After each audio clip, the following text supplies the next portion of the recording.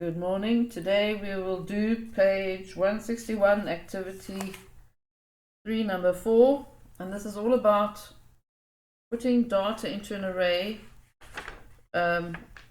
with user input. Okay, now there isn't any actual user input here. What we're going to do is get a random number to basically put data into an array using a random integer. By the way, random range only works with integers. It doesn't work with a real number. So now we're going to do everything inside our button click event here called enter data and display graph. The graph is going to be on the rich edit. We'll discuss that just now, but first we need our array. Everything's going to happen in this button click event. There's nothing else using my array, so I'm going to put the array over here. What do we want? They said 12 integer values into an array called ARR rain. So ARR rain colon array 1.12 of integer. There we go. We want 12 for all the months of the year, not so obviously. But then we have to put the items in this array. So I'm going to use random number, okay, to represent the months of the year. So I mean the rainfall for each month. We're going to use a random number, so I need to put math here so I can use random range. And then this is how we're going to do it. We're going to use a for loop. We're going to say for k equals 1 to 12. Now of course I'm going to need a for loop counter, won't I? We use a for loop to go, each box is going to be filled. So we say for k equals 1 to 12, do. Every single box will be filled. And we'll do ARR rain square brackets k equals random range open brackets 1 comma 31. Must be in the range. There must be a range from 1 to 30. The rainfall figures must go from 1 to 30, so therefore I'll put in a random number in each box. Now just study this code and you must know how to produce it. Look at that k. That k is going to change to box number 1, then it's going to 2, and then goes index 3, all the way to index number 12. By the way, I always use the word box, and I actually refer to the indices or the index of an array. I use a box number because I like the visual representation of it. But the correct word is index.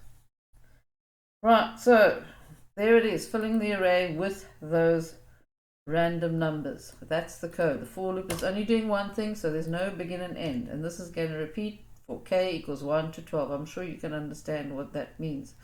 Index first starts at 1 and then it goes to the all the way until k is 12. When k is 12, then the for loop exits. Right, now we're going to display a bar graph, and by the way, let's go and see what is the value of k after this. I always want to make sure. My guess is that k will be 13. What do you think it is? I just want to see what k is after the for loop counter. This for loop is finished. So let's do it and see. I've put a little show message so I can display what it is. 13! Can you see that? K is 13 when it leaves the for loop. Just interesting little fact. It's always good to know. Good to know. Not that we ever use it, but you never know. Right, now what we have here is the program must display a bar graph, well, horizontally. Okay, let's go to that activity. Where is it? Where is it? Oh my word, what is the matter with me? We're not here. Okay, I'm trying to find. Is activity 3. Number 4. Oh, there it is there.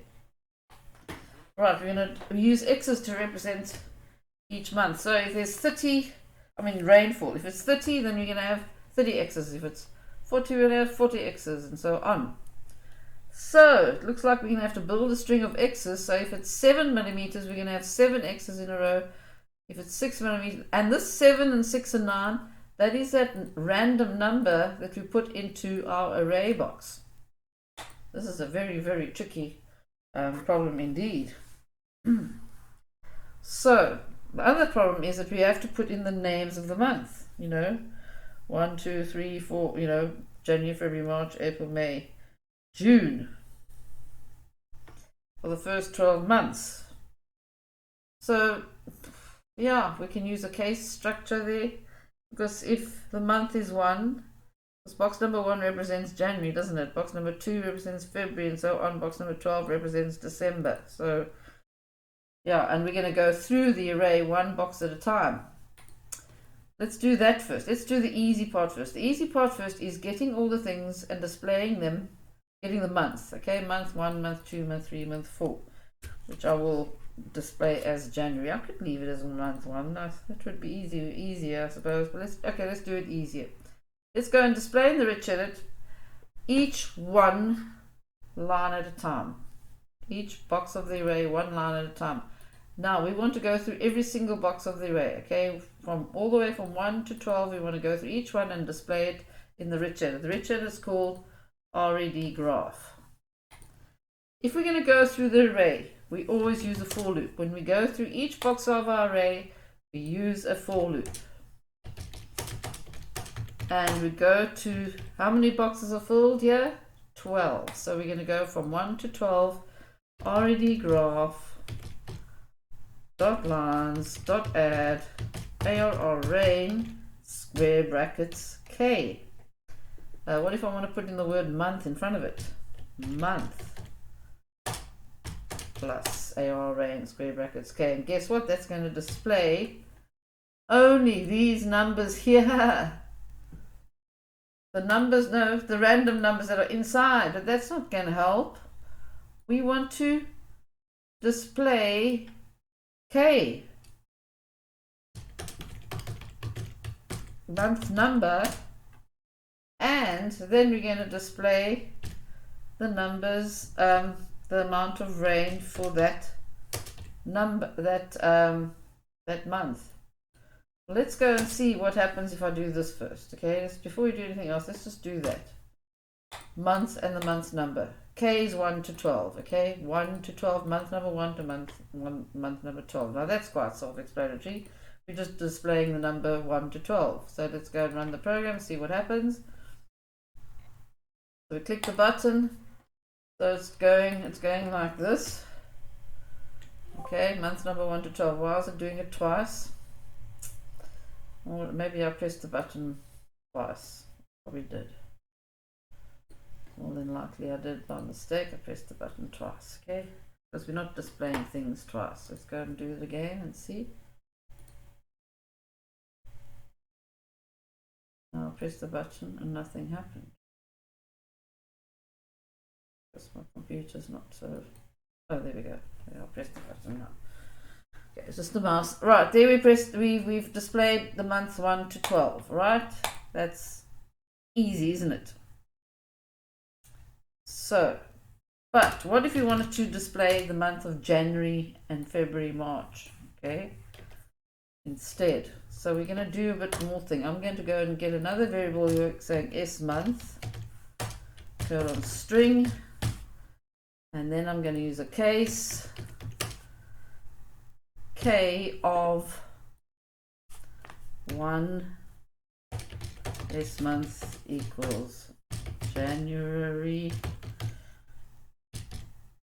and 2 this month equals, oops,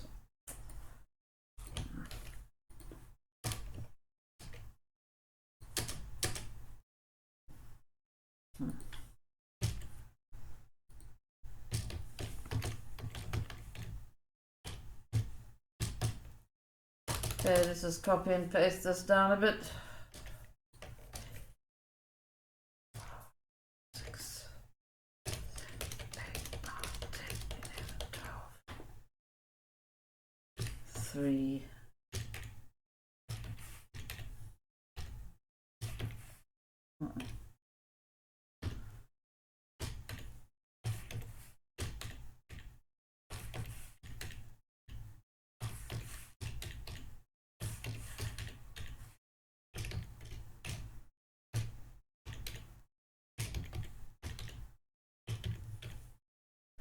February, this is very painful.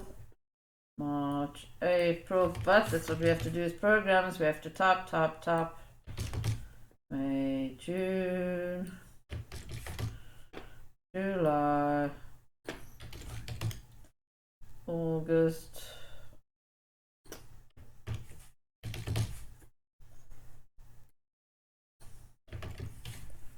September, October, November, December. Okay, for now that's how we're going to get the names of the month, and that's our end of our case structure. And then we're going to say over here, not instead of into string k, we're going to use s month. See, I set s month, a variable into equal to that, so I'm just going to say s month and then plus, then we're going to go and put in a space, and then I'm going to go and put in the contents of the array for box number k. We're still in our for loop. Take note of where the for loop is sitting. We are still inside the for loop. Here's the end of the for loop. We need to make sure we know where all our loops are. So, oh my word.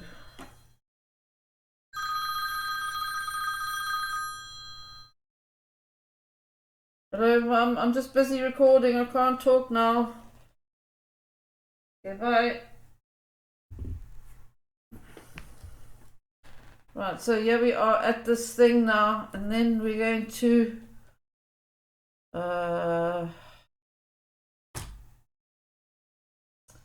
right, I've got to say ARR rain square brackets k. What does that refer to? Array box number k. That is the array of integers. It's got the random numbers in. See, there we put the random numbers in, and we're going from k equal to 1 to 12, and that's going to, k is going to go from 1 to 12, but it's an integer, so we have to say int to string. Into string, we have to convert it to string. We can't just go and display in the return otherwise. So let's go and see what happens now. Right, click the button. So you see there's the rainfall. That's what we want. But the instruction says we've got to go and put the word in M at the end, but we also have to put a whole string of X's over here. You know, X, X, X, X, whatever. How are we going to do that? Well, we're going to use whatever this box contains. We know that it contains an integer, and we're going to build a string of X's. You can even call it S string of X, string of X, string of X, string of X, string of X. Right, I'm going to build a string of X, and we do it over here. And take note, we are doing a for loop with inside a for loop. String of X equals naught. Oh no, not naught.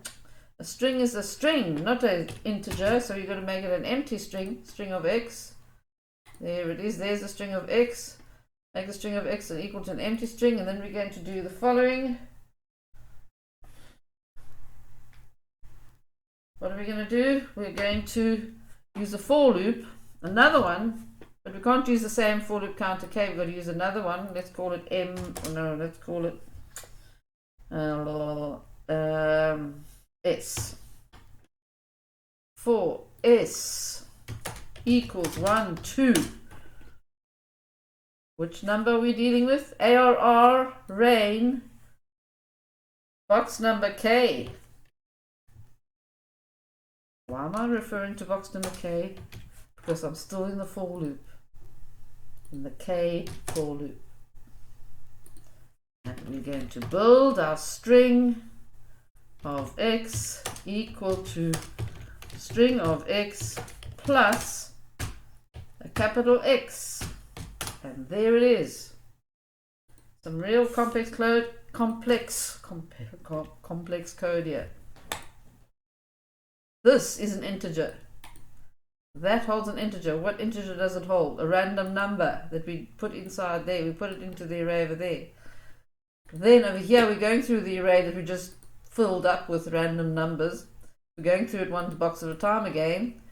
And for every K, we just want to have the month name because it just looks better if we can see the month name, not so. That's why we got this case structured going here. So we can have the month number instead of month 1 and so on. The month name, sorry. And that's the end of case here. That's end of case. But before we hit the end of the for loop, we have to go and build a string of x's so that inside the for loop, we can go and display it because we know that the for loop did what we wanted it to do so far. But now we just have to go and put in our string of x's. S string of x plus, and then a space. Ew. String of x, not string of x. So that's what we're doing. This richard.lines.add is now going to have a string of x's, which we're building over here from 1 to, if the rainfall is 3, then it's going to go from 1 to 3, and string of x is going to have 3 x's added to it. Okay, that's how we build a string inside a loop. So we've got a nested for loop going here, which is really awesome. So just take note that that array rain box number K holds the number of rainfall that was put in there, the rainfall number from 1 to 30 that was put in there originally. So let's go and run the program. I'm sure it'll work fine. And there we go. Sorted. Now go and do the program by yourself without looking.